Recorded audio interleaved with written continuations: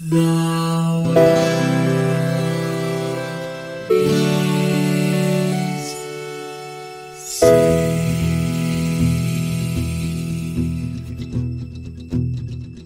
The living room's dark, save for light being cast from the big TV screen and the imminent sunrise that's teasing the once starry sky with whispers of morning.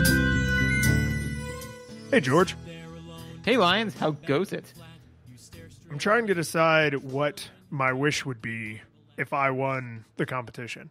Like, if I had access to this weird monkey's paw, kind of the devil, sort of a genie, like, what would I wish for if I won Twisted Metal this Christmas? Which, by the way, weird aside, this entire event is apparently happening at Christmas time.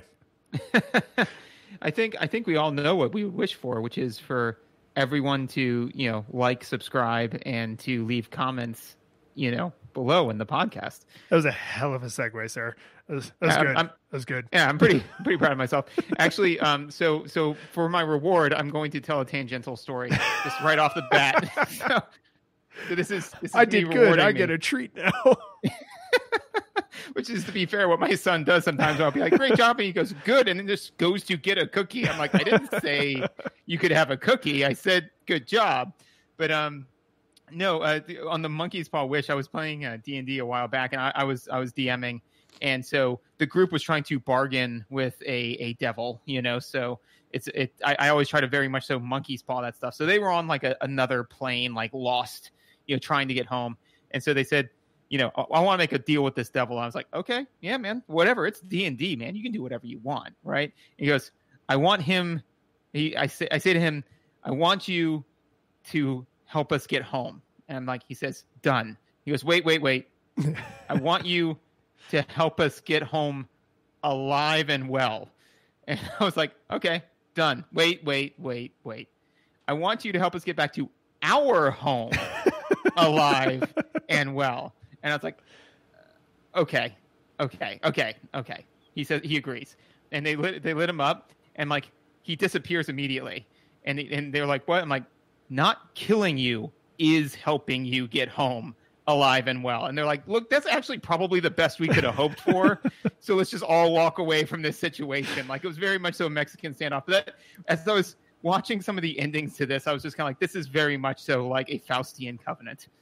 Yeah, and I mean, we're going to have to talk about the endings at the end of the episode because, oh my God, the story in this universe, just, oh my God. Yeah. But yeah, let's do all of our top of the show stuff. So we played Twisted Metal 2 for the original PlayStation. And as I was typing this sentence into my notes, I realized this is the least questionable statement I've ever typed into my notes, which is, this game came out in America in 1996.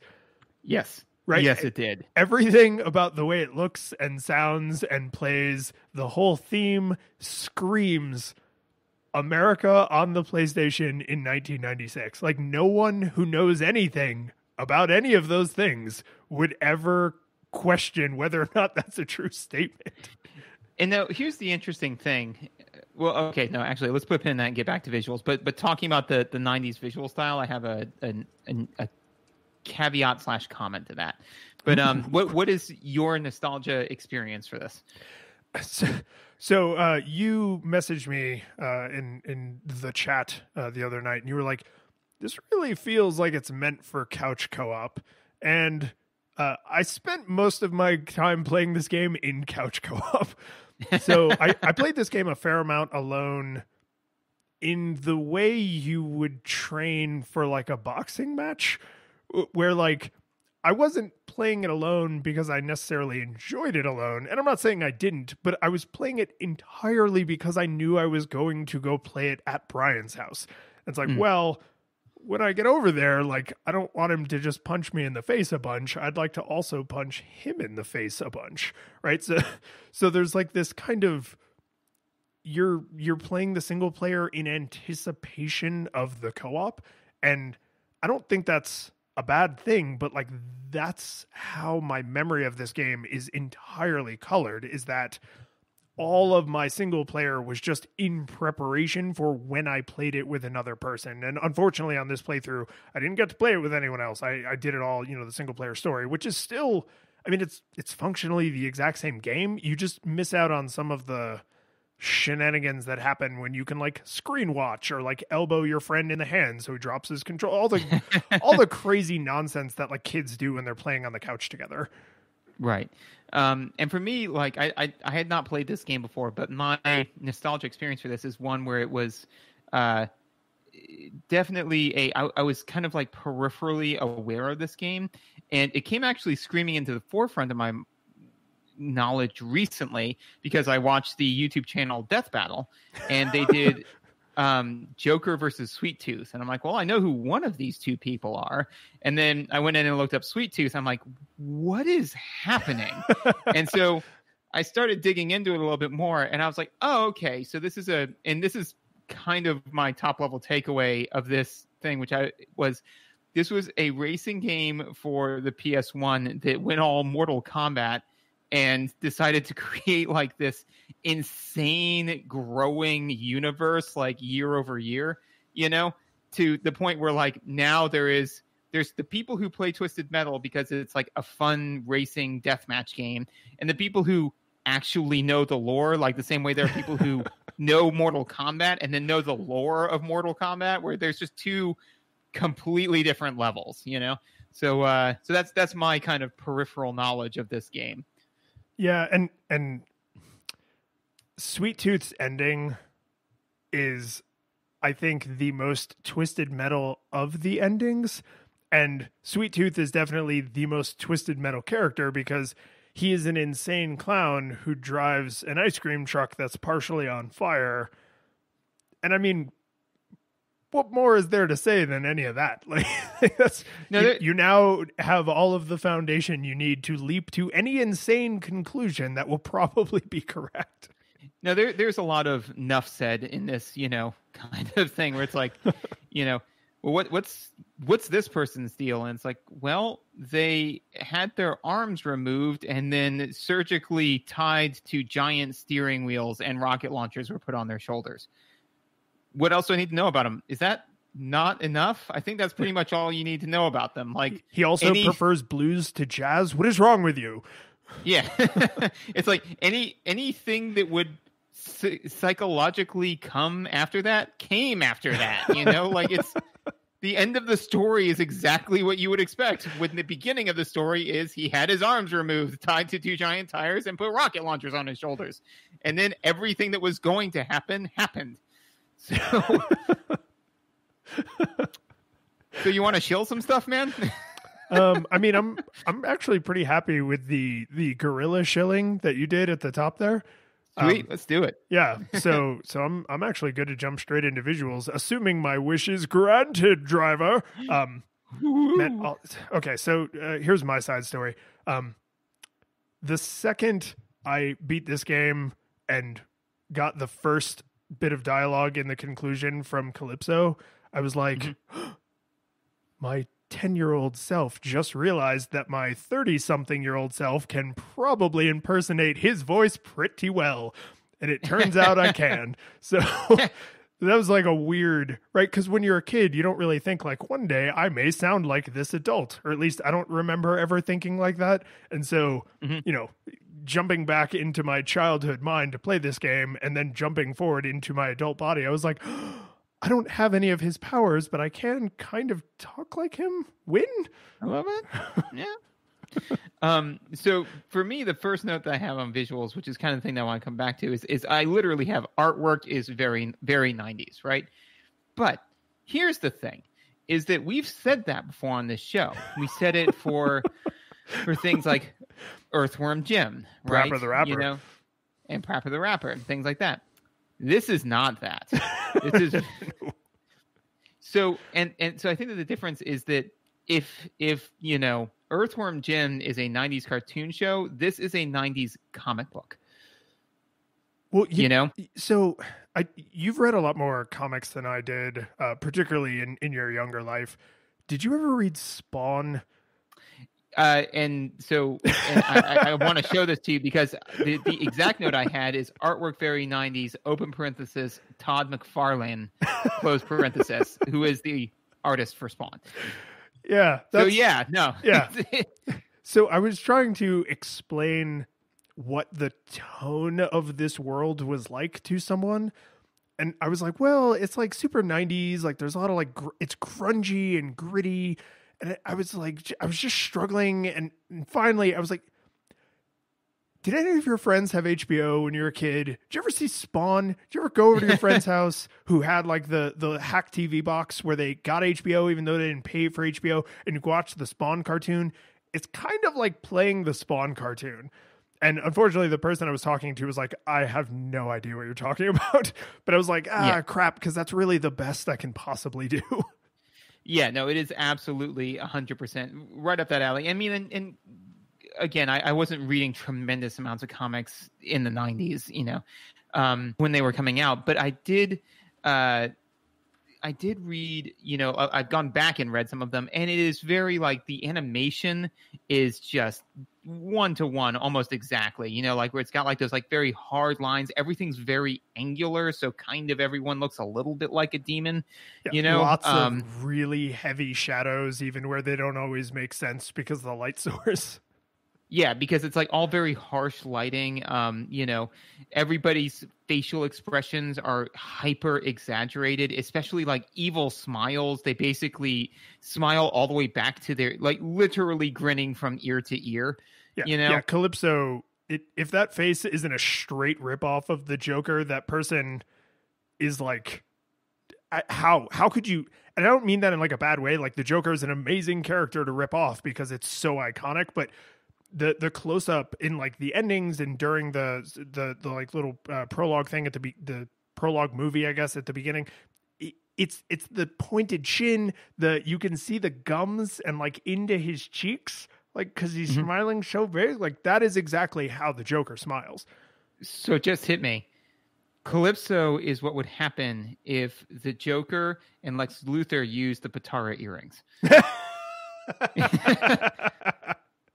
Right? Like if you took the Joker and fused it with Lex Luthor, because think, right? Not only is the look just like right there with that crazy smile, but wearing a suit, but like he is clearly some kind of a bajillionaire in order to like put on this thing. And he also has like this, magic powers or whatever, but like he enjoys creating this like big tournament so everybody consumes themselves. He is very much so like, I will grant you any wish that you want, but in order to see the true chaos burn. Yeah, I mean, I think that if you basically said fusion and then Joker and Lex Luthor, which I know is a fusion dance, not the Patara earrings, don't at me, then you would get Calypso. Yeah, I also I accept that headcanon extra super, because if the Joker and Lex Luthor fused, the first thing Lex Luthor would do would be grow his hair super long, right? And Calypso has like waist length hair. So. Yeah. No, he would be like, oh well, finally. I mean, dude, if you and I did the fusion dance, the first thing I'd do is take your luscious hair. Yeah, I mean, I can't blame you. But so I do have an interesting way to connect this back to visuals that I hadn't thought of on my own. So I'm glad we're diving in this hard on the cutscene visuals, because the gameplay visuals are actually really bright. Like everywhere you go, even places that are supposed to be dark, the colors are like super saturated, and I don't think it really takes away from anything that everything is like bright and colorful, because it's still grainy and gritty in the way like a lot of PS1 games were. But I appreciate that everything is super saturated, because you can always see what's going on. You can't always control anything, and we'll get to that, but you can always see like, there's a car, there's not a car, here comes a missile, oh god, I'm on fire, right? Like it's always, even the levels that are at night or where you're in like an enclosed area, there's always what would you call it? Like omnidirectional light just coming from everywhere, right? Nothing ever awkwardly casts a shadow that makes it impossible to see what you're doing. And I like that, because that is a visual design choice that is massively in support of the gameplay. There's going to be a ton of crap going on all the time. There's, I think, up to 10 I think the largest battlefield has 9 combatants plus you. So 10 drivers on a single battlefield, missiles and explosions and special weapons going off every which way. Like, gritty shadows would not enhance my experience. Please just let me see what's going on. So even though when you compare the reds and the dark reds and the blacks of the cutscenes to fairly vibrant, highly saturated colors in the actual gameplay, I think it's probably the right choice. Oh, I would agree with that, because I think that they wanted it to be, like you said, it's going to be very chaotic. They wanted for when you to get hit, for you to have some idea of what's going on. They never wanted you to be like, I don't know what's happening. Like, I just lost health. What happened? Like, even when I was getting, just beaten into the ground, I was aware of why, like, I was getting beaten into the ground, which is actually another note that I had on visuals, which is I think that the HUD is pretty elegant. Because first of all, it does give you a radar of where everyone is at, which I think is hypercritical. This game would be bananas frustrating if you didn't know where everyone was, right? So I mean, especially like in the beginning, it's a little bit less necessary because there's 8 different people there, so you're just kind of desperately trying to hunt people down and kill them, and there's no shortage of people. But when there's like 1 or 2 left, you need to be able to feel comfortable that if you decide to lose them because you need to go get power-ups, that you'll be able to find them again on your terms, so that you're not just going to like turn a corner and then all of a sudden 50 missiles are going to hit you and you're just going to explode. About how far away from them you are, so you can run away, go collect yourself, and then come back. If that didn't exist, then disengaging from combat would actually be more burdensome. Like, it would be way too high of a risk, because then all of a sudden it's very Hunger Games, at that point. So I think that was the right choice. Also with the HUD, that they've got the name of who you're attacking, and that's also their health bar. I think the name that shows up is whoever is physically closest to you or the last person you shot. Okay. Because like if you drive, the only reason I say that is because there were a couple times where like I came flying into battle and realized I was about to get blindsided by someone because I was deeply focused on like the 4 people in front of me. But on the HUD, it's like Warthog. And I'm like, Warthog's not in front of me. And it's because Warthog is coming up on the side, right? Because he was way closer at that moment. So either way, whether I'm right or not, like having that there with the health meter, super good, jolly good. Yeah. So I mean, that and to your note with the very clear visuals, I think that they very much so didn't want this to be scary. Like, this isn't supposed to be a horror game. It's supposed to be an action game. It has it's almost silly. Like it's serious to the point of being ludicrous. Right. This game is, but I mean, like, if we kind of use the action versus horror aesthetic, this game is Predator, not Alien. Yeah. Yeah, I like that. Yeah. So, I mean, like, the idea is that, like, yeah, there's a whole bunch of crazy, horrifying stuff going on, and the aesthetic is very, terrifying, but I'm empowered. I've got guns strapped to my car and rockets, and I'm equipped to deal with this. If they did, desaturate everything and then turn the lighting way down and took away the HUD, then it would be like you are being hunted and trying to hunt. And that's not what they're going for. They're going for way over the top 90s gore fest, and very, that very existential theme of like, life doesn't matter, and your dreams are whatever you make from them, but even your dreams are meaningless. It walks up to the high dive of existentialism and then jumps right off into pure nihilism. It's just. Tell me if you think the camera choice supports this, because I think that the fact that there are no artistic camera choices of any kind, there's no action camera shots to make you feel super cool and empowered, but there's also no like scary, I can't tell what's going on. You are always dead center of the screen, or I should say you're always vertically or horizontally centered and then vertically toward the bottom, right? So you have maximum field of vision at all times. there's very few instances, even if you like drive into a corner where the camera freaks out. Most of the time you have the most field of vision you could possibly have, which is not, I don't know if I'd go so far as to call it empowering, but it's certainly not disempowering, right? You never feel like, I can't see what's going on, I don't know what's happening, right? Like the game is always showing you the most it could possibly be showing you without having more screen real estate. Because I mean, it's 4:3, unfortunately. Right. And this may be a feature that it had that I missed. The one thing that I think I do like that, right? But the one thing that, aside from having a camera that you can control, which, you know, was impossible with this controller setup, right? Which we can get into in controls mechanics. But this, you know, if you want to hear our thoughts on, you know, single stick controls in this era, I mean, listen to, I feel like that we kind of have to put like basically the equivalent of a verbal link, you know, hyperlink in our show notes. Like, go back to Mario 64. Anytime you want to hear our thoughts on that, go back to Mario 64. All of these games, same note. So outside of that, is what they could have done to potentially be clever is have a button that 180s the camera. Well, I mean, a lot of racing games do that. It's the rear view mirror view, right? Right. Yeah, so that's what I'm saying. I didn't. Did I miss it? Did this game have that? I mean, if it did, I wasn't exposed to it during this entire playthrough. So right, I'm going to say either no, or it's so difficult to reach for during all of the other shenanigans that maybe I just didn't puzzle it out. No. Yeah. If practically no, then effectively no.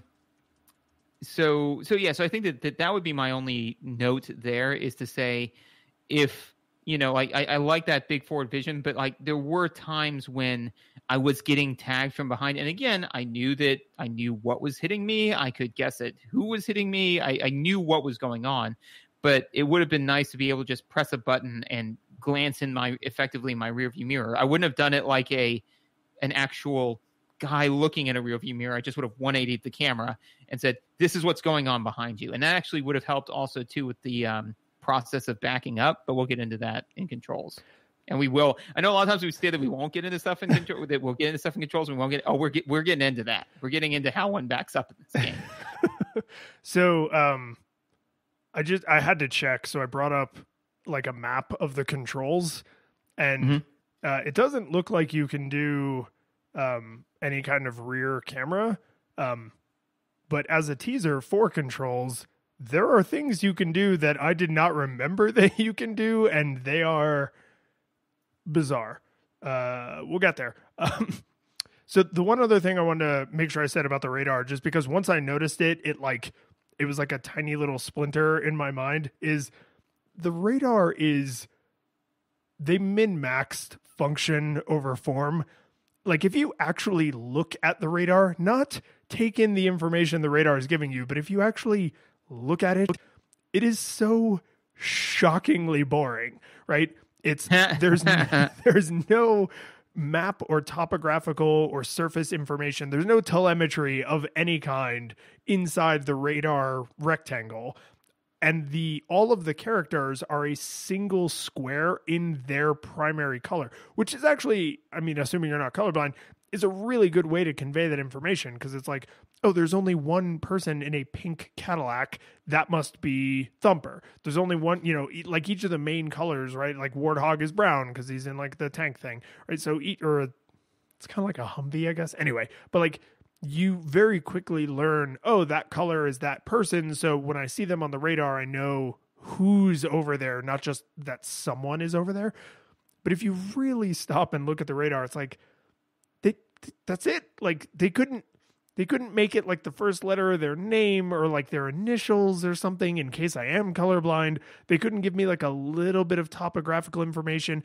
If they're above me or below me, I think they flicker if they're not on the same level as you, like their square like blinks, but does it blink differently if they're above you than if they're below you? Like it feels like they did the absolute bare minimum to make the radar maximally useful and then said no other features. Like we are shipping no additional work on this radar. It does everything that all of our customers said they wanted, and it does nothing else. So it's a level of quality for which the client was willing to pay. Yeah, pretty much. And I mean, I'm with you. You said like the game would be really obnoxious if that wasn't there. And I agree 100%, but they did the least amount visually they could possibly do to make the radar useful. The one counter that I would say in defense of it, everything you have said is true. But the one thing I could say is that I think that the radar is maximized for viewing in your peripheral, because I think very, very rarely, if ever, was I staring directly at the radar. Most of the time I was using it like just in my peripheral. So any kind of topographical information, any of that, anything else that would have cluttered it up would have made it harder for you to just be seeing it out of the corner of your eye, Ooh, you know what? This is why there is no rear view, because you get very accurate placement information from the radar. So if you see a bunch of colored squares right below the center of the radar, that means they are directly behind you, because that is all that can ever mean. True. My main thing with the rear view is that is just the rear view for visual information coming in would be nice. The help with the controls of backing up would be super clutch, but we'll get to that in controls. That was just my way of shoehorning in one additional jab. It's like all right, while we're waiting for this, I'm going to play Minecraft. Oh, my kids play that. I don't like these little jabs you get in, Elon. This was that.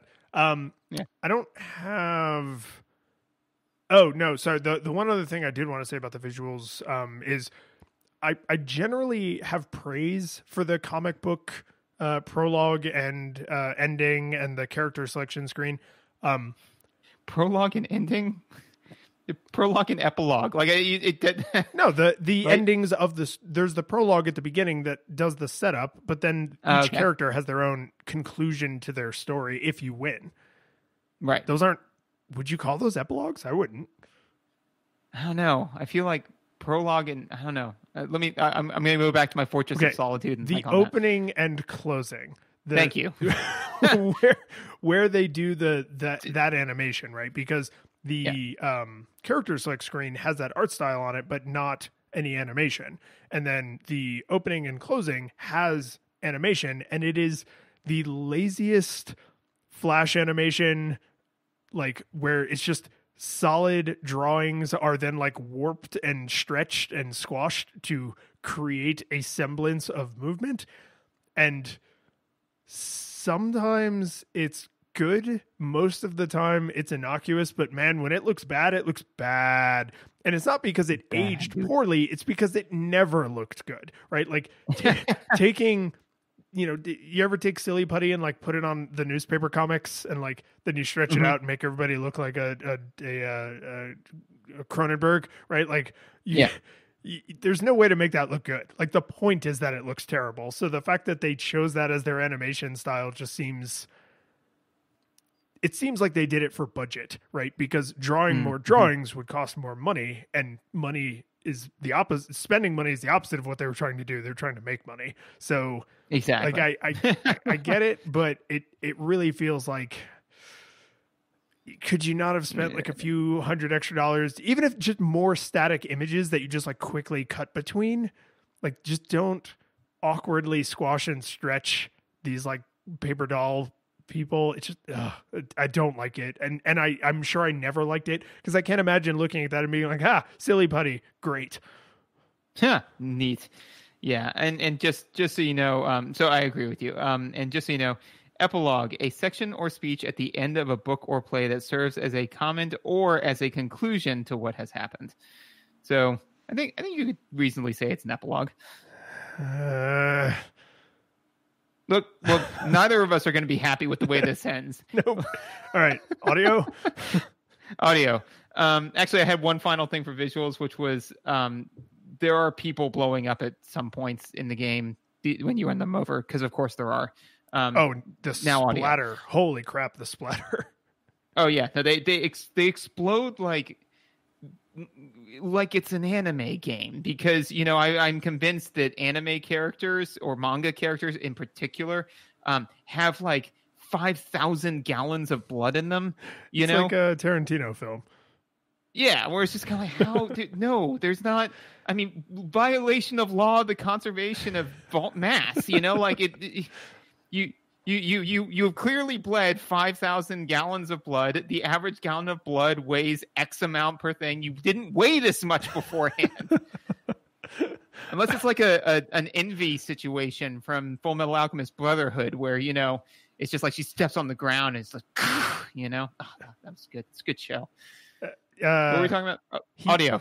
Was it? He changed his density, I think. That was how he was able to shapeshift. It's like when he was small, he was just really dense. Correct. Yeah. So I mean, it was still actually wasn't a law violation of law of the conservation of mass. They were still that massive, right? They had the same mass, because of course they did, because it's Full Metal Alchemist. That's the one rule, is you can't. The one rule is science. Yeah, the one rule is it's science magic, and sometimes Nazis. Audio. Yeah. When I was writing down my notes about the background music, I had this odd thought where I was like, oh, the music in this is good. Like, it's really on theme. Like it sets the tone. It feels pretty like 90s rock. I can't think of how a single song in this game goes, which is like, this music is background music to like the nth degree, right? This is the kind of background music that someone who composes music for a movie has to be the kind of person who wants to just give their art to the world but never be appreciated for it, because all of the music in this game is really good, I bet. Right? Like I just can't, like, none of it gets internalized. It's not that kind of music. It is rock for the sake of being background rock music while rockets are firing. Like it's rock under rockets. Like, and that's not a bad thing. This is not a complaint, but it's just so weird to say it was really good. I can't remember any of it. It's elevator rock music. Kinda, yeah. Yeah, it's music. It's rack. I would agree with you with one notable exception. It's not the name of it, but the Paris level. No, it's Paris. It is, but the name of it's something else. It's called something else. Oh yeah, they all have a GoldenEye, James Bond : GoldenEye 007 and the quest for the Philosopher's Stone style, and the quest to open a bakery. But the Paris level, right, is it was a rock version of the song Frere Jacques, which you're totally right. Yeah. So it was like, and I was like, I like this.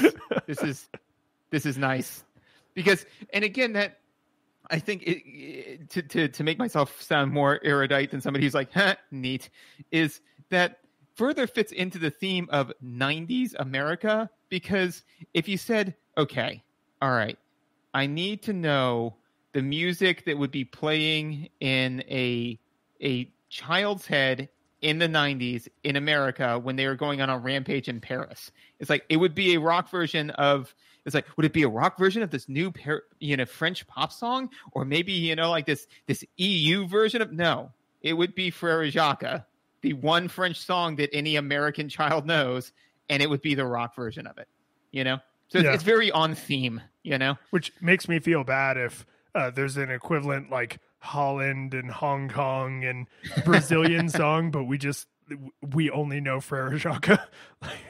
Well, and this is a story I'm sure I've told you, but I haven't told the world. But when I was younger and working at a Movie Co, I was working there with a foreign exchange student, and she was from Ireland, and we had gotten to know each other pretty well. So, and also keep in mind, everyone, I was 17 at the time, so not the most well-rounded. I was about as well-rounded as the average 17-year-old.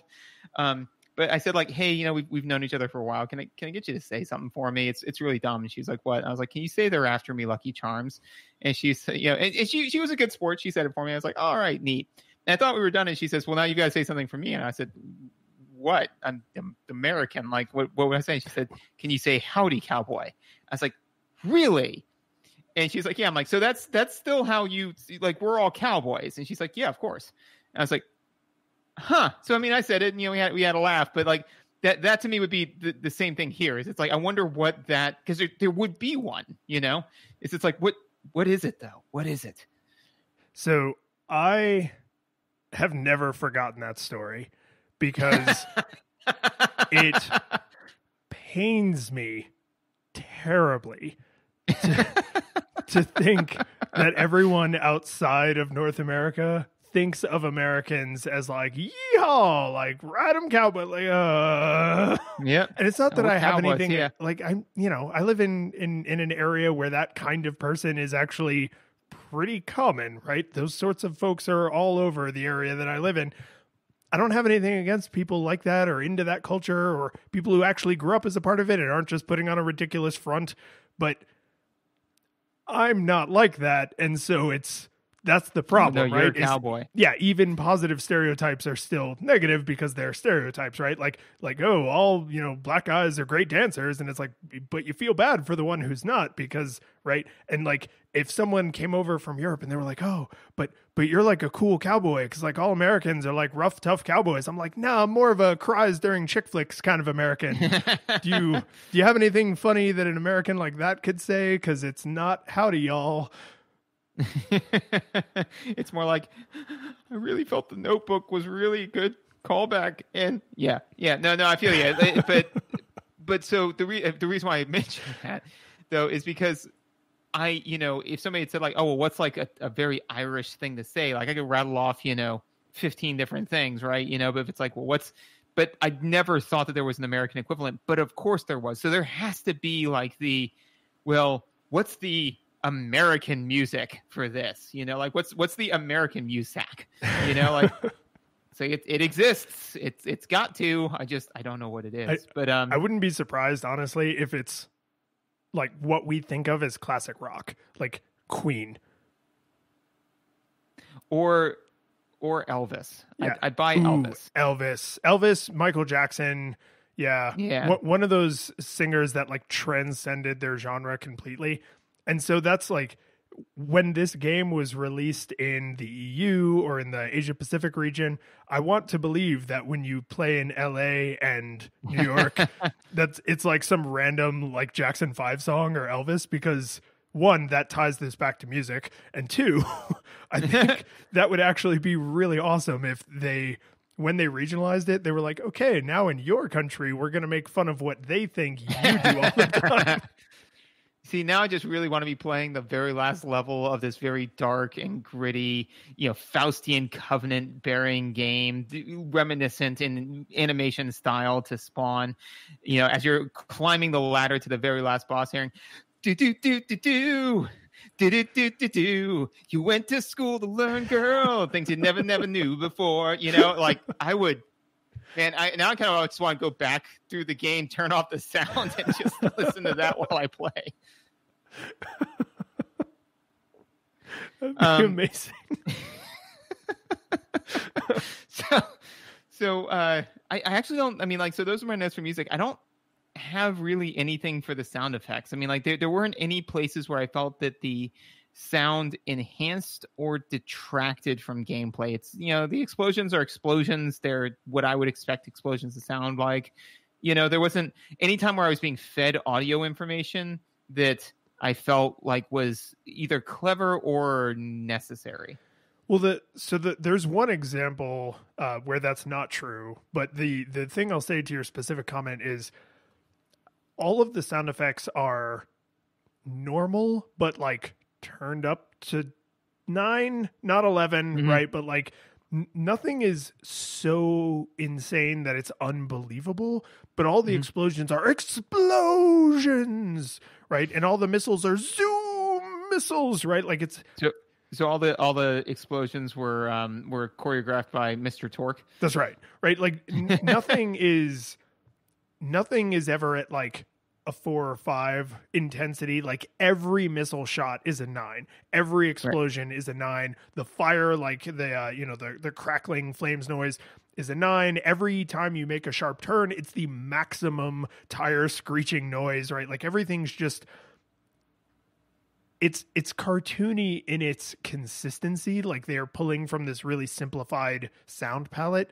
But I think all of that is to create a high maintained tension, right? Every missile you fire or that is fired at you sounds equally loud and zoomy. And so they all sound close, right? Like they're all right on top of you, and it's all, just turned way up. Especially like the when you die or when another character dies, there's a crazy dramatic scream. There's a crazy car exploding and like metal crashing against the concrete, right? And it's all believable. I'm sure in reality, none of it's even close to realistic, but none of it stands out as like, oh, this is like a Looney Tunes sound effect. It's all realistic, but it's all like right near the threshold of believable, except when you run out of turbo and you press the turbo button, it makes this completely pathetic click, click, click, click, click, click, click. So as long as you hold down the turbo button when you do not have any turbo, just click, click, click, click, click, click. And it just sounds so out of place in like how wimpy and like just, it might as well just be like, nope, nope, nope, nope, nope, nope. Yeah. And I would definitely agree with you that all the sound effects are on theme in the sense that, and again, this is something that, when you're painting a picture, you don't realize how difficult it is to do, because if you make one brushstroke out of line, like it you don't see you see the mistakes, not the successes, right? But when you start saying that, immediately my litmus test is, okay, is thing X on theme? Well, 1-to-1 swap it out with something else in your mind, and if it fits that off-branded thing, then it's not themed well, and if it doesn't, then it probably is. So my thought was, if you took the Bomberman sound effects, and put them in place of like every explosion is just a little, like that's it, like that wouldn't work. And then by contrast, if you took the explosions from this game and put them into Bomberman, that would have made for a very different game as well, right? Yeah. Or this is fair. Or OG Zelda, like The Legend of Zelda, like those little bombs. Like imagine if it's like like this huge explosion every time you did it. I'd be reluctant to put down bombs. I'd be like, man, am I the villain? I'm doing a lot of structural damage to these dungeons. These are monsters' homes, and I mean, like, yeah, I call them monsters, but who am I to say that they're monsters? I mean, like, really, what if I'm the monster? And then they made Undertale. So I am thinking the few places that the sound effects deviate from what you would expect to a little weird is in the characters' specials, and fortunately you don't hear those too much unless you make the mistake of playing as Axel, because every time Axel fires his special, he goes Axel power, and it makes like an electric-y like force field, because that his thing like shoots out like an area of effect spell like radiating out from a center, and it's cool. It's actually a pretty useful special weapon, but every single time you fire it, he Axel power, right? And so like the Grim Keeper looking guy, Grim Keeper. What the hell is wrong with me? The guy who looks like an Undertaker. He like shoots out this like demon soul from his car, and then it explodes. And I mean, like, what do demon souls sound like? Nobody should know. So like that's a sound they just kind of like made up. But anything that has a real world equivalent basically sounds like what you would imagine it would sound like in an action movie, and that's fine. Yep. Controls? You're just champing at the bit there, aren't you? Yeah. Not chomping, champing. That's right. No, you go right ahead, sir. Okay, so let's talk about backing up. So backing up in this game, in my own personal opinion, sucks. It sucks so hard, dude. It sucks like the like a black hole sucks everything into it. Sucks like, you know, like I'm talking, you know, like several stars having gone supernova, extinguishing all of the light around them and all of the life around them, and then immediately being silenced. I didn't care for it, is what I'm driving at. So basically, they invert the controls when you try to back up, which makes sense, you know, like it does, right? Because I'm glad you got that out before I was going to have to be like, what were you expecting to happen? But what it does, though, is that if I'm saying like, okay, I want to turn in this direction, right?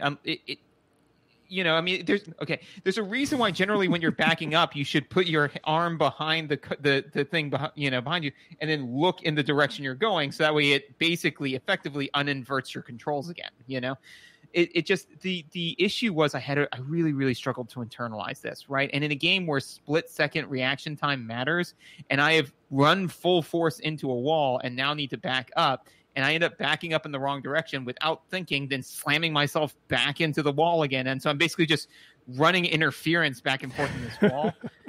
It matters. And then that leads into the fact that, you know, with the live system in the tournament, right, every hit really matters, which is good. But if you've got a particular controls thing that is hitting you, it's bad, you know, because then I'm frustrated because I'm like, well, if I didn't dick around with these controls for, you know, 30 seconds, I wouldn't have lost half my health, and by extension lost a life, and then by extension not carried it into the next level, so on and so forth. So that's also why I was saying, okay, but if I had a button where I'm like, okay, either A, you can master these controls, in which case then you don't have to switch the camera, or B, I can switch the camera and then just drive the car like I normally would, but in reverse, then I think that would be a good way to kind of let people who are either A, just struggling with it, or B, new to the game, able to maneuver their cars. And then as you become an expert, you don't have to flip that camera, which would have like a half-second delay. So, well, and to add an additional wrinkle to this is that when you first start backing up, I may be mistaken, but it felt to me like the controls do not invert immediately if you have momentum. So like if you get blown backwards, like if you get hit by a special or there's an explosion or something, and you are now moving backwards against your will, and you mentally invert the controls because you recognize that you're moving in reverse, they actually don't work that way until the car is driving in reverse. Then it feels like the controls invert, and that is the thing that I struggled with. And if I'm right about that, then that's a weird choice. If I'm wrong about that, what the hell is going on that made me think that's what was happening? And the thing that really made it jump out at me is I remembered from when I was a kid, like the drivers that I kind of enjoyed playing the most, but I was like, no, I'm gonna give everybody their first shot. And like, so I jumped around through, you know, I think all of the drivers, if not almost all of the drivers. And some of them are a little sluggish because they have like heavier armor or whatever. So like their controls seem to take forever to invert when I was backing up. And then other drivers like Twister are in a car that makes impossible like 90-degree angle instant turns. Like she's on a friggin' light bike from Tron, right? So when she starts backing up, her controls invert almost instantly because there's this like, I think there's this weird delay baked in. So the phenomenon you are describing, I think you're right. It's awkward in a way that I don't particularly care for. And I think I was just driving around it. Like I was just playing around, not having to back up unless I was playing as like Twister or someone who accelerated very, very quickly. Who did you mostly play as? I mostly played as, what was it? The white race car guy, the actor. Oh, the actor? Yeah, I think he's relatively quick. Yeah, he's relatively quick. So yeah, there is less of a delay, but like Warthog, right? Who's in the big tank. Yeah, no, Warthog was unplayable for me, you know? Yeah, unless you only go forward, right? Like like a good American soldier, you only march into battle. You never retreat. Was it was it like the Huns or there's like legends of like, oh, these soldiers, they only wear armor on the front so that they'll never retreat. You know what I'm talking about? Like one of those probably apocryphal stories about the scary invaders. Yeah, I'm not sure. When you started saying that, I immediately thought of like the Sea People, you know? No, I'm serious. That's a real thing. It was the what? No, it's so. I mean, I I would love to take credit for just being hilarious, but no, it's and I'm not a historian, but there was a Bronze Age collapse, where basically, you know, so before like the classical era, right? Mm-hmm. You know, like but basic, or maybe it was around, I don't know, but anyways, basically the Bronze era had built up, you know, so this is like Egypt and all of those similar countries, right? Were thriving, and then all of a sudden they just fall off the map. Like, you know, writing almost disappears. You know, a lot of technologies and things that they did kind of completely fell apart. And there's a lot of different theories. Nobody knows why that happened. There are a lot of different theories on it, but there is some record of there being quote unquote sea people who were like these nigh invincible soldiers who came from the sea, and that's what destroyed everything. But I believe the prevailing theory is more so that was used as propaganda for why everything else was going wrong. So when you said like nigh invincible soldiers who only march forward in the battle, I was like, that's just, and I just thought sea people, but I don't think that's.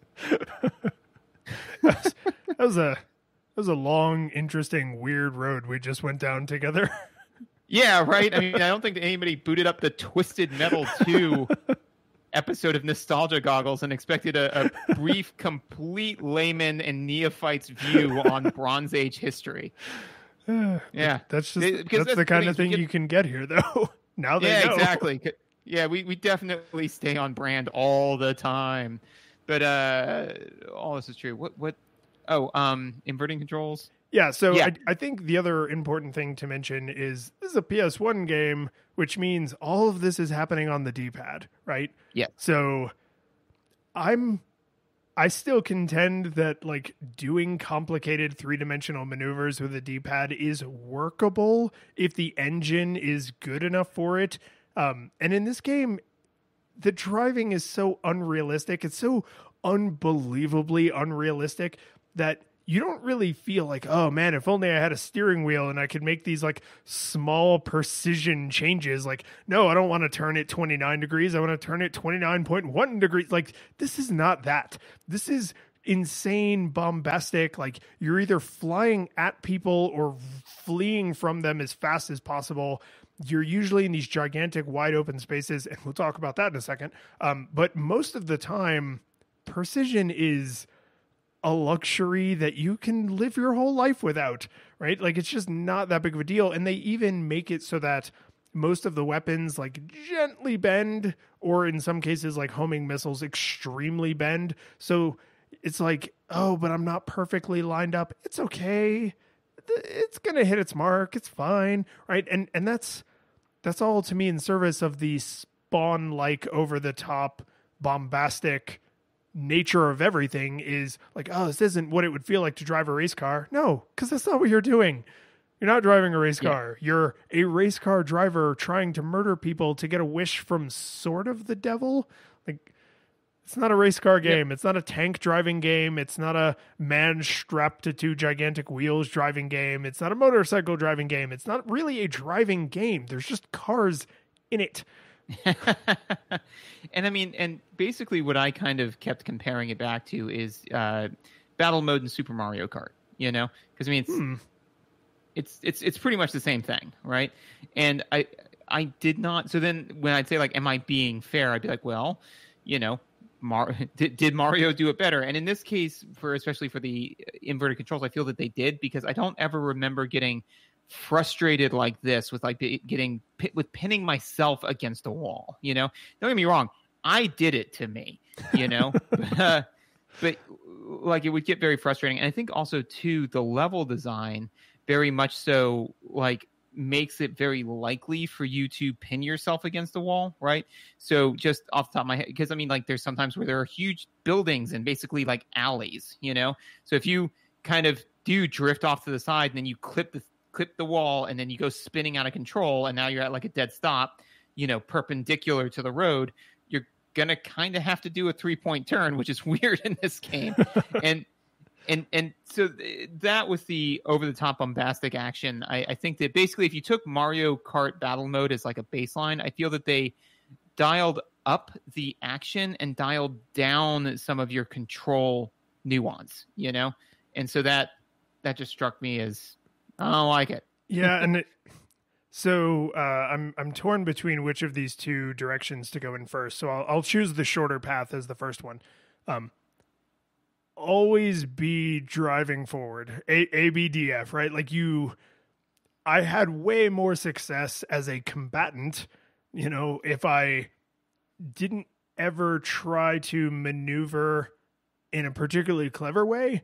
Like it was a lot easier to go flying at people, guns ablazing, go careening past them, and then do an insane 180-degree turn and then go flying back at them, right? There was very, very few times I found myself in any of the levels, because I do want to talk a lot about the level design, but there was very, very few times where I was ever like, oh, we're having a showdown and, you know, I have more life than them and I have the better armor and we're just going to shoot it out until they're dead. Like that happened, but it wasn't a lot, and it's not a great strategy because unless that's the last combatant, you still leave hurt, right? Mm-hmm. So I just found a lot more success just flying by them, unleashing a few missiles, right? Which meant I didn't often allow myself to end up in circumstances where I had to make careful turns away from walls, except in New York City.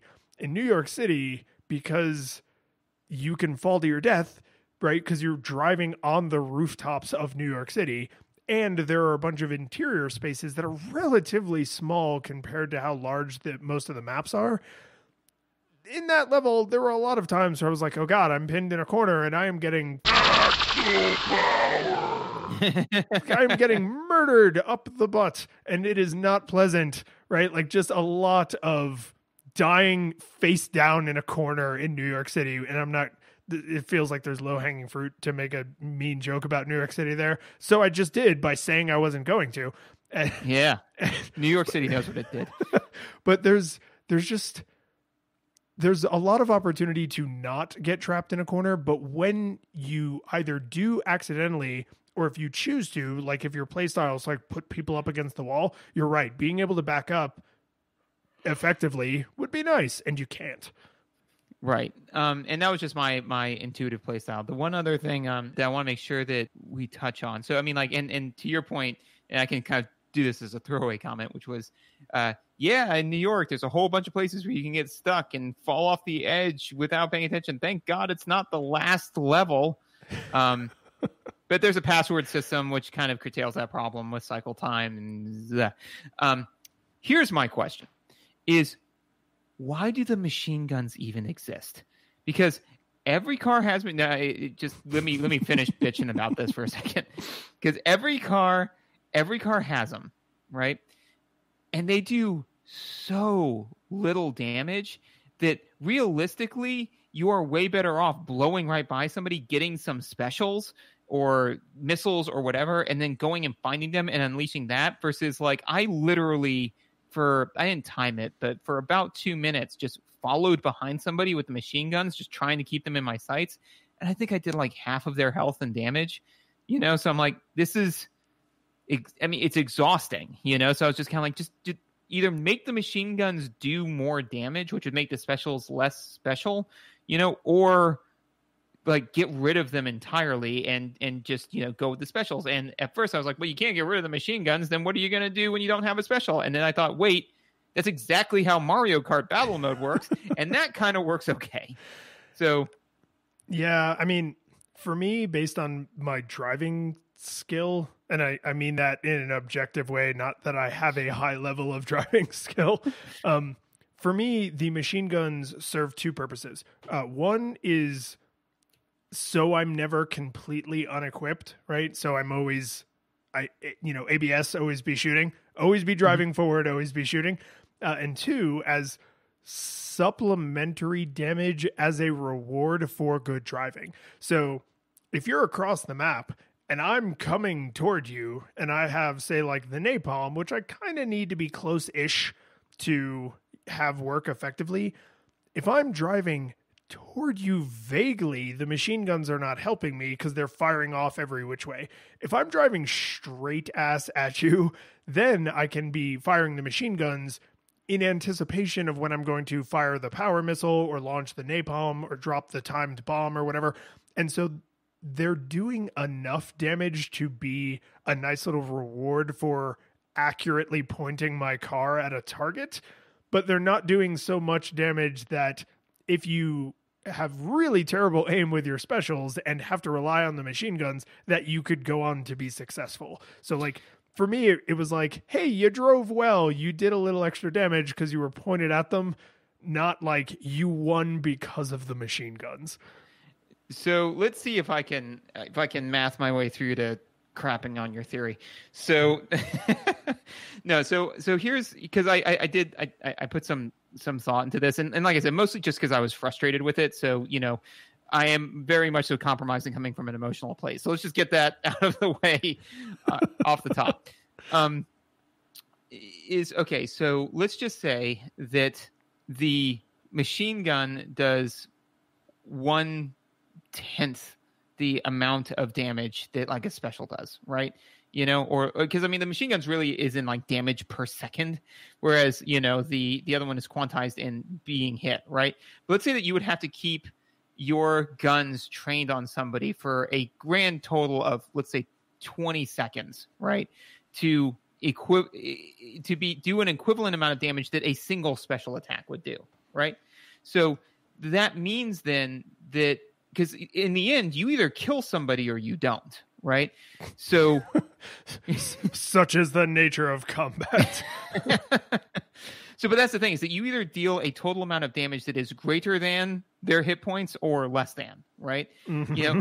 So arguably it doesn't, if you say like, okay, well, it takes 5 specials to end this person, right? Then unless I do 1 special's worth of damage, right? Then it doesn't, I have done no damage, right? Because they're still alive, especially in this game where it's kind of you against everybody, unless it's 2-player couch co-op, right? But when it's kind of you against everybody, it's like, look, I either killed them or I didn't, So the way I kind of look at it is, it's like when I was looking at it, I was like, how much sustained machine gun fire would I have to lay down on this person to equal 1 quanta of special damage? And to me, the answer was not much. So, or sorry, way too much. Like, I'm not dealing enough damage with the machine gun. So to your point of like, if we keep sustained fire on them, like as I'm driving up, I'd have to do that a number of times to equal enough to make that the difference between basically life and death, And I said all that just because I was salty because, like I said, I would just like pour machine gun fire into people, and then they would like turn around and hit me with a special. And I'm like, well, that was clearly, and they must have been trying to disincentivize that play style, right? But like, there would be a cluster of like 3 people all like hashing it out, and I'm like, neat. I'm gonna stay on the periphery and just tag all of you while you guys all slug it out in the ring. And then one person would get wise, turn, and then special me, and I'm like, well, I dealt you like 1/8 of damage over the last 10 seconds I've been trying to do this, and then you turned and in a half a second dealt me a quarter of my damage or whatever, right? So it was frustrating. So the act of having the machine guns made me think that they did something, whereas again, like in Mario Kart is when, like you said, it's like, I need to always be armed. In Mario Kart, you weren't a lot of the time. So it took me a while to learn, if I don't have a special, I am effectively unarmed. Like, I should be actively looking for specials, not I don't have a special. I'm fine. I still have my machine gun. I'm gonna go use that. No, I think you're right. And because I had a much thicker nostalgia experience with this game than you did, I only played for 15 minutes before I was like, why am I getting my lunch at as bad as I'm getting my lunch at? I was like, oh, because I am finding a prey and then stopping to engage with them, like, pardon me, do you have any Grey Poupon style? Like, that's not, that is not the way this combat engine is balanced. They expect you to be on the move constantly. Only a fool lets their foot off the accelerator. So once I started playing that way, I'm not saying that's like the optimal way to play, but a moving target is harder to hit, and some of the people have like big area of effect things, so you really need to be on the move damn near all the time. And that was the only way I was able to find consistent success. And that's why I drifted into, oh, the machine guns are a reward for accurate driving, because I'm zooming past them to go get missiles, and then I'm going to come back and fire those very missiles right up their butt. But on the way there, I also want to be laying down some machine gun fire, because it might make a difference on my like fourth or fifth pass, right? Like the amount of machine gun fire, if I was driving accurately after that fourth or fifth pass, that might make the difference between having to do a sixth pass, right? So I'm extrapolating really wildly here, just from like my experience versus your experience. Maybe both of us just suck miserably and neither of us were doing what the game actually expected. But this was the only way I was able to find consistent success. And you were certainly more successful than me. So I mean, like I said, I am more than happy to say, you know, what I was doing was not working, and I clearly got frustrated, and you know, so and that's entirely fine. But like I said, to me, the machine guns were a red herring, you know, where it was like, this does damage. And it's like, no, it's the goggles. They do nothing, you know? Like, yeah, no, I mean, you could be, if you were driving defensively where you weren't taking a lot of damage, you could absolutely have tremendous success only using specials, because specials are where all the money is, right? So that's, there's no question about that. I do want to talk about the level design, because I realized, depending on who you're playing, there's essentially a level that's good for you and a level that's bad for you. And then most of the levels are like fairly well balanced, right? The first level is not a completely flat plane, but it is an open space with the middle is like raised on a plateau. And then there's the road around the outside that's lowered down, right? So there's sort of places to hide like briefly, but you can't really hide for a long time. So everybody's sort of in their battle royale mode. But then later there's levels where the ground is literally lava, not like lava. And then there's levels like New York City where you can fall to your death, and it's an instant death in a game where you only have 2 lives, right? And so if you're playing as Twister has a way harder time in New York City than someone who doesn't accelerate instantly to their top speed, right? And then like Warthog has a way easier time in Holland, because Holland is a completely featureless flat plane, and it's the smallest level by far, and he has the best armor, right? So that level is designed for him, because he could just march around murdering people, and they're just like, oh God, we can't get away from this guy, right? Whereas in New York City, Twister is at a massive disadvantage, right? So there's seemingly a lot of thought went into not just balancing the combatants against each other, but balancing the combatants in the levels so that you as a player cannot just behave one way, right? If you're Twister, you can drive all crazy in LA. You cannot drive all crazy in New York. If you're Warthog, you can own Holland, because like that's designed for you. But a level like Hong Kong, where you have to kind of chase people down side streets, is harder because everyone is faster than you, right? So it's seemingly a tremendous amount of thought went into variation in levels that gave some players advantages and some players disadvantages, so that every battle doesn't play out identically.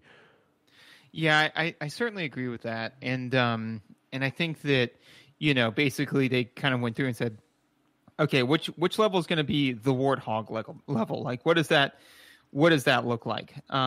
And the fact that they've tied it to a story, right, makes sense to why you can't it's good to leverage that, because they're saying like, okay, well, we know for a fact, because we built the game this way, is that you will be playing the same racer through every stage, which means that you are going to have a stage that is really easy for you, a stage that is really hard for you, and some stages that are mostly in the middle, so which takes a lot of time, energy, and effort. But the fact that it's story based, I think, kind of makes it good for them, because it's just unlike Super Mario Brothers 2, where it's like, why in the world can't I switch between these people at each stage?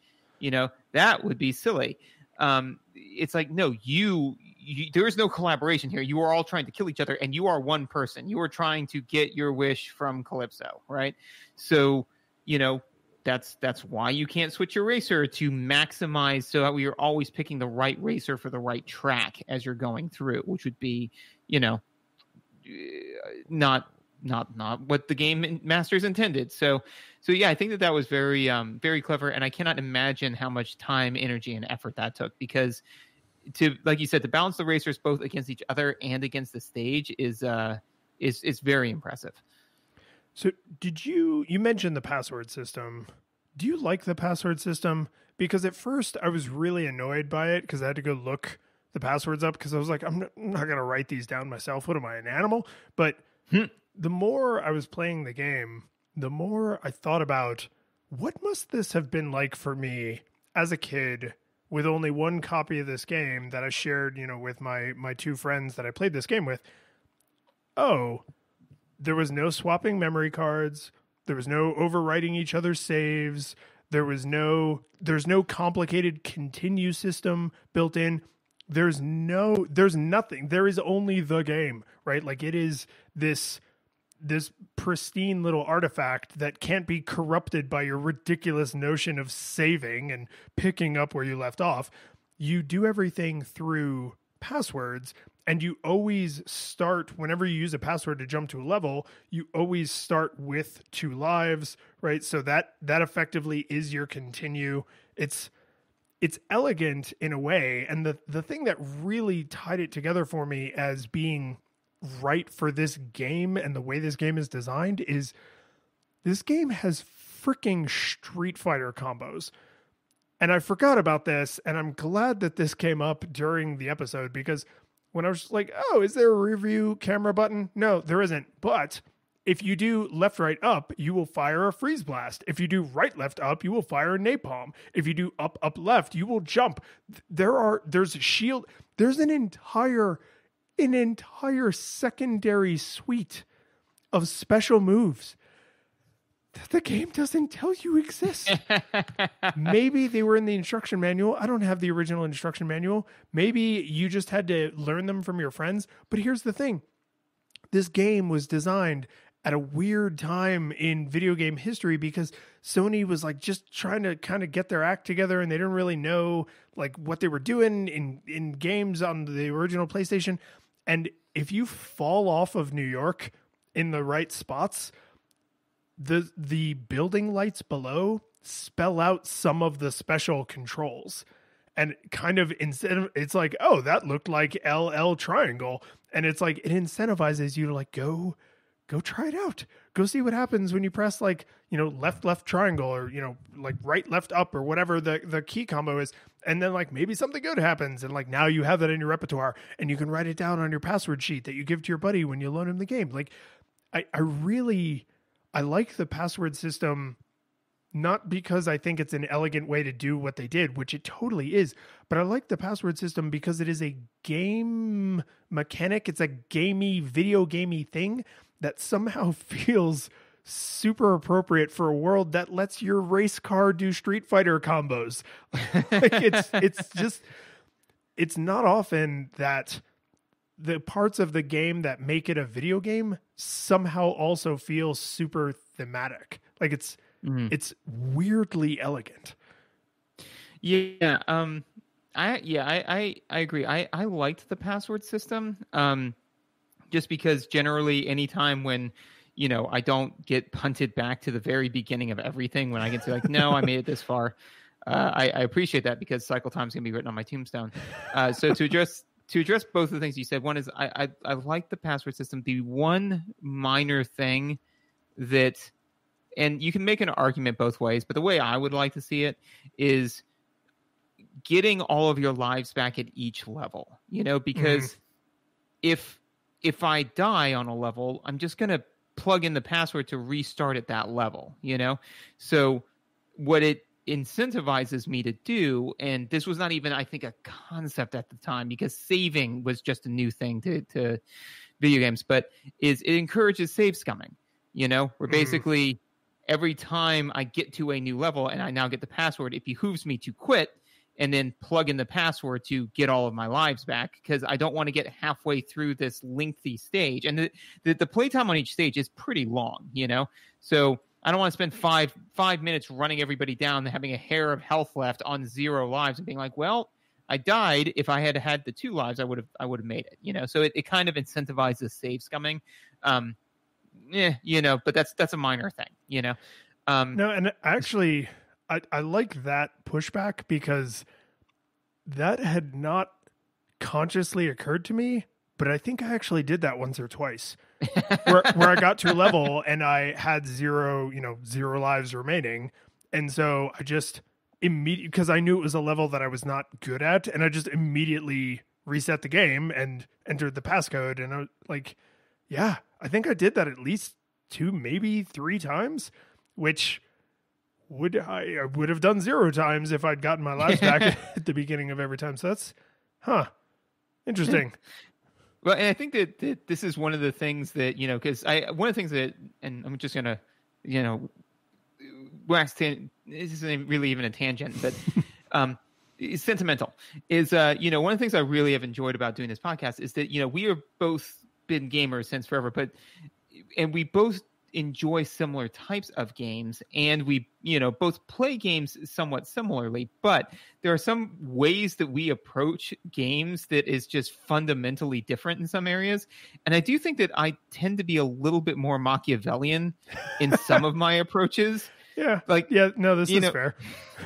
Because I remember when we were playing Kirby, and it was a similar thing where if you continued, then you got all 3 of your lives back. And then you could go through the stage. But if you, went through the stage and you hit a checkpoint and then you lost all of your lives, you got kicked back to the beginning of the stage. But in between stages, you didn't get all of your lives back. So at the beginning of each stage, I would murder my Kirby to death. So that way I'd start the stage with 3 lives every time. I'd murder him to death, continue. So I started with 3 lives, which maximized my ability. And on that podcast as well, you're like, that didn't occur to me to just suicide myself to maximize my effort, So to me, it's just kind of like, yeah, of course. At the end of every stage, I quit out and got all of my lives back, and it's like, yeah, you could do that. So yeah, just now I'm starting to see a trend where it's like, am I a monster? I might be a monster. Well, let's think on that more later.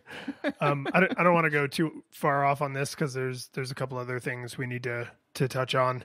But I'm trying to imagine you can't have a world in which save scumming is, I should say, I can't think of a way you could have a world in which save scumming is impossible and you also present the maximum challenge to the player. Because for someone who says, I want to try and play through and not continue, I only want to use my 3 lives, that would be an impossible challenge for you to set yourself if every time you got 2 lives back, right? They would have to balance the difficulty of the game with the understanding that you will get 2 lives at the top of every level, which might make the game more difficult in other ways or harder to balance in other ways. But making it so you don't recover your lives is what enables save scumming in this particular game, right? Is there would be no save scumming, but there would also not be that like player settable challenge, I guess. And I'm trying to think like, is there a way to balance that? I think that there is, and again, not to run too far afield on this, but I think that the counter that I could give to that is that there are many games that do not have a timer, but speed runs exist, So so I mean, like you can set whatever dumb challenge you want to yourself, So I would say that the counter to that would just be, if you want to play through saying, I'm going to play through using only 3 lives, then just count how many times you die. If you die more than 3 times, then shut the game off and try. And you can do the same thing with like, I'm going to go through and never like do they, what was it? It's always called like the severe difficulty or I forget. There's some games that have it where it's like, if you die and it deletes your save file. Like that's it. Yeah. You know? Yeah. Like I've never played a game on that difficulty ever. Like, nope. No. But that stuff exists, you know? So I think that would be, you know, the way to do it would be if somebody wants that challenge, they can just set themselves for that challenge. Or, and this is the one other thing I wanted to make sure I touched on, and then we can go through all of whatever you want to talk about, is there is no difficulty setting on this game, which is fine. There are many games. Not true. Oh, there is? Yeah. And I missed it entirely. Where was it? It's in the config options screen. Really? Yeah, it's before you choose it's before you choose anything else. It's on the title screen. Oh, so there's 1 player, 2 player, and then you're right at the bottom right. There's options. So I'll tell you, it's just as well that you didn't go looking for that or find it, because there's easy, medium, and hard, I think, or like easy, medium, difficult, something like that. You can only play like the first 2 or 3 levels on easy. And so like it's a fine way to introduce yourself to the concept of the game. But basically you have to play on medium to the point where if you are playing on easy and then you go, like if you set it to easy and then you go to 1 player and you enter a password, if you try to go to a level that's inaccessible, it says like level unlocked, difficulty switched to medium. So like the fact that you only played on medium is kind of the difficulty they intended for the game, because they made easy essentially unfinishable, right? It's like a tease. Right. And then hard is for people who want the extra challenge, right? But medium, I think, is the intended level of balance. Right. And so, and you know, now that you're mentioning it, I do remember when I first picked up the game, I found the difficulty setting and set it down to easy. And then every subsequent time I played it, that just was wiped from my memory. And I didn't even, you know, I don't know why my brain, you know, record skipped on that. Well, that's bizarre. But because you may have been thinking in the modern context of, well, I already said it. Right? I'm not going to go reset it. I already said it. But that being said, is messing around with the lives and stuff like that, that would be good for, like, you know, a difficulty setting. Mm-hmm. Like if you don't want your lives to regenerate at each level, or you want to only have 1 life or whatever, you know, you can make that a setting in the menu. But what else did you want to talk about?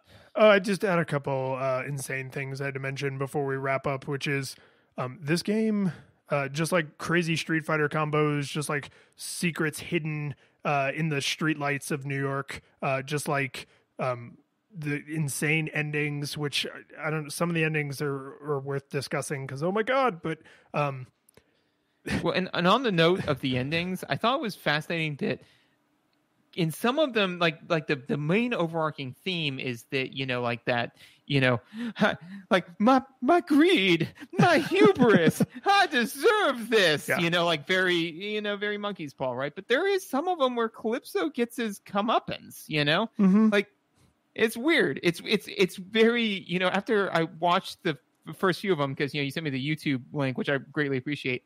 So watch like the first 3, I'm like, I get it. Like, you know, it's you know, we're the monsters. Like, okay, that's kind of cool, you know. But then some of them Calypso gets got, and I'm like, wait, but so now I'm like sitting there doing this deep mental dive on like, well, when does Calypso get got? Like, who are the players that we should be? Because then the villain actually gets their comeuppance, and I'm like, well, it's like the Undertaker and the police officer. What does that mean? You know, and then I don't know. And then I lost the thread, but like, yeah, it's odd thematically, but anyways, continue. Well, and that's actually not as much of a tangent as you might be imagining, because the fact that some of the endings are very like weirdly serious and some of them are like shockingly silly and stupid is right in line with what I was going to say, which is this game reminds me a lot of another game that came out around this time, Duke Nukem 3D, because there are all these little silly things in the game that really feel like they were put there by a 13-year-old boy, right? And the best example, the best single example is in New York City. If you look off in the distance, you can see the Statue of Liberty. If you fire a rocket at it, nothing happens. If you fire another rocket at it, nothing happens. But I think on the third rocket, it explodes and reveals the woman underneath wearing a red bikini. Wow. Right? That is, yeah. Which I'll bet as a kid, I was probably like, oh my God, that's so funny and cool. And now as an adult, I'm just like, adults decided to put that in there. That was written for children, but by adults. Yeah, like they had to think that. And I definitely, so a part of me wonders though, if that's and I would almost certainly be giving more credit than deserve, but is that a Samus reference? And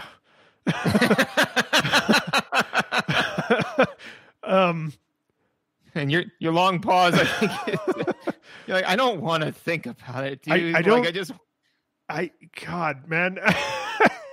Like, cause that'd be a deep cut, because then the real joke would be on the people who thought it was just juvenile, right? Like, oh, look at the boobs. It's like, actually what we're trying to do is juxtapose the fact that video games haven't come as far as we think, because look at the fact that we're still, objectifying women in video games as we did back in the NES days. Like it would be this huge, deep reference cut and social commentary, or it's just a woman in a bikini that was the Statue of Liberty. Like, I don't know.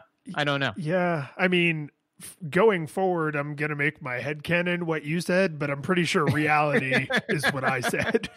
Yeah, I think you're right. Like when I was saying it, I'm like, I want this to be true. Like I want this to, but it's the game you want to see in the world, George. The truth is, we're the weak, and they're the tyranny of evil men. What else? No, I mean we could probably do an entire episode just discussing all of the story conclusions, but here's what I'll do. I will actually put into the show notes for this episode a link to the YouTube video that has all of the endings, because they're interesting. Like, they're worth watching. There is probably an interesting discussion to be had about each ending, even the silly ones, just like why that ending. So yeah, I will, honest to God, put a link in the show notes to the YouTube video so you can see all of the endings for Twisted Metal 2. But now we can move on. Excellent. So from your vantage point, did it hold up? So I gave this a nostalgia monocle, and I gave this a confident nostalgia monocle because the bugs that I encountered, which I didn't talk about over the course of the episode, but there are some times where the physics engine just completely goes to pot. Things just happen in a way that is impossible to recover from. It's awkward. It's annoying. It often kills you and is experience breaking, but it doesn't happen so often that it makes the game unplayable. It's just when it happens, it sucks the fun out. It's like letting the air out of balloons. Just fun is instantly gone. But then like the password system is like, well, okay, the cycle time is all right. Like I can get back to where I was. This isn't game breaking. But when you combine some of that weirdness with the D-pad driving, which is not like, I was okay with it because I lived through this time in history, but that's a hard thing to recommend to someone with like a more modern games literacy only, where they don't have, nostalgia from this time.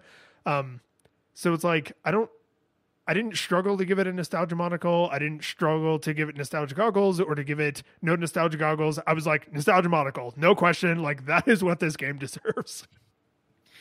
And like, for me, I think it was a nostalgia. So here's where I'm at with it. It's like a nostalgia monocle very closely bordering on nostalgia goggles, or vice versa. Like, if you asked me on a particular day, my response would vary based on my mood. Like that's how close it is to the fence. Where just like, if I have like just gotten frustrated in any capacity about anything, I would then just take out my wrath on somebody asking me like, well, what do you think of this game? It's like, oh, it's nostalgia goggles, and if I was in a benevolent move, I'd say nostalgia monocle. It definitely, the driving is like the D-pad driving is lackluster. Like, but really, to kind of justify what I have to kind of do is I talk briefly about Borderlands, the Borderlands, not Borderlands 2, Borderlands. That game is fine, but after playing Borderlands 2, it is almost unplayable, because Borderlands 2 does everything that Borderlands 1 does, and it does it better, way better, right? So the thing is that if somebody said, should I go back and play Twisted Metal 2? I'd say, no, play Twisted Metal 3. I haven't played Twisted Metal 3, but I naturally have to assume that once they had dual analog sticks that they started to take care of some of this stuff. So there are later ones in the series to where I'm like, I would probably say play one of the later ones, not this one. Because overall, was it the worst game in the world? No, but I could say it was pretty twisted. The curtain falls, the music plays, the credits roll, then it all fades to black, and you're left by yourself. The fanfare is gone, there's no player two there by your side to share victories won. But as you slowly progress down the hall to your bed, a few great events leak back into your head from the time that you spent traversing the land, battling evil, fighting the darkness, just sword in hand. Your memories creep in with the end of a smile. You realize again what you lost for a while. You're gonna think back much less on how you saved the day than on all the experience gained. At the end of it all, gamers play what we play.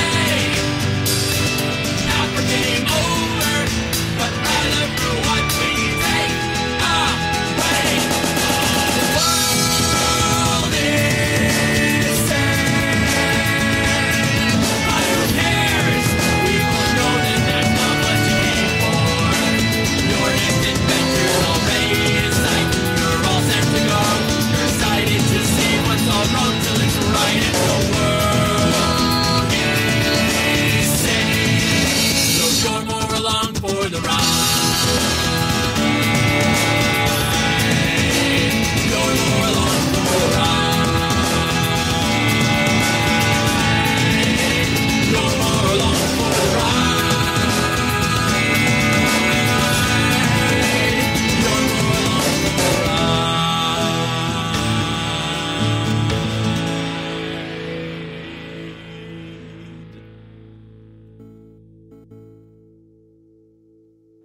I am Lions, and I thank you for listening to this episode about Twisted Metal.